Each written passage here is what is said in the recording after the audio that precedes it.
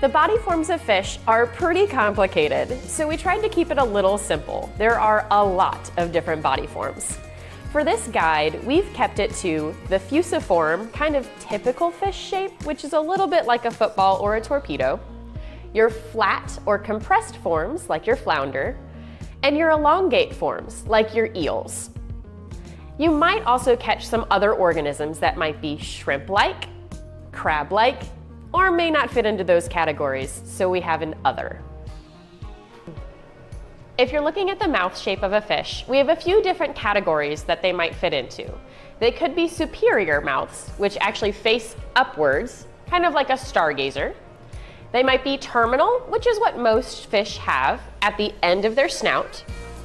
They might be inferior, like a stingray or a sturgeon, where it's actually below the snout. And they might be protrusible, where the jaws can actually pull forward out of the mouth. When you're starting to look at the fins of the fish, it gets a little more complicated. The different fins a fish might have are the dorsal, pectoral, pelvic, anal, and the caudal or tail fin.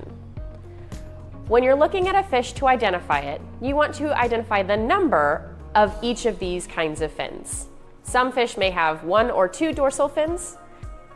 They may be lacking anal fins or even the caudal fin.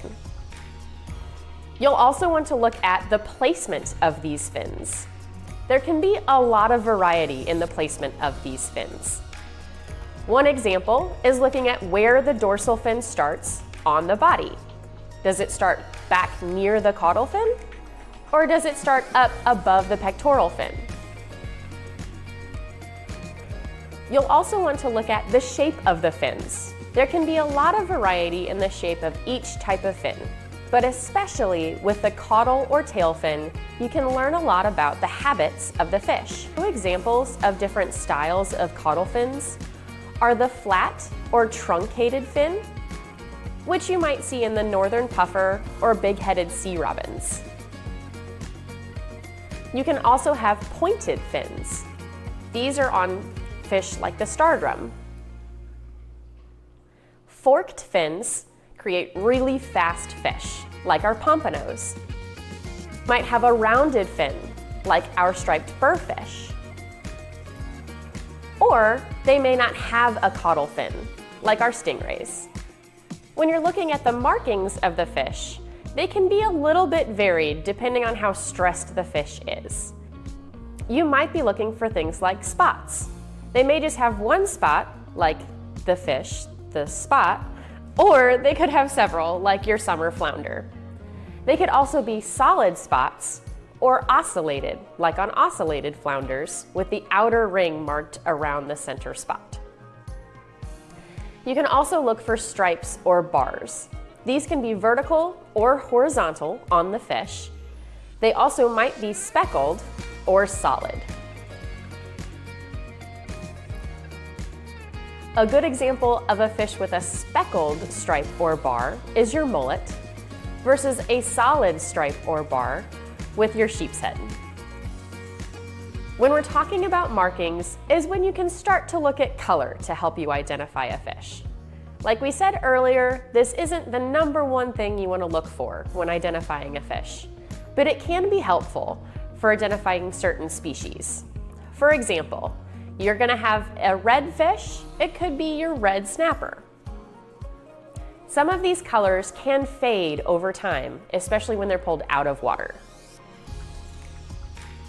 For example, a bay anchovy might lose its horizontal stripe when it's pulled out of the water or after it's deceased. Sometimes stress can actually obscure these markings or make them harder to identify, so it's not always the most reliable thing when identifying a fish. Other features that might help you distinguish between different kinds of fish are things like barbels that you might find on a kingfish or whiskers like on a catfish. You can also listen for different noises, such as the ones that drums make. Some fish have modified sucker fins, such as your gobies. Some fish might also have spines. They could be modified fins, like on the leather jacket or filefish, or they could be modified skin, like the spines you see all over our burrfish. Some fish may have the ability to inflate, like our puffers. And you might even have modified fins that appear to be like legs or fingers, like you find on our sea robins. Some fish also have specialized teeth, like you find on our sheep's head, or the ones you can spot in a sea trout's mouth.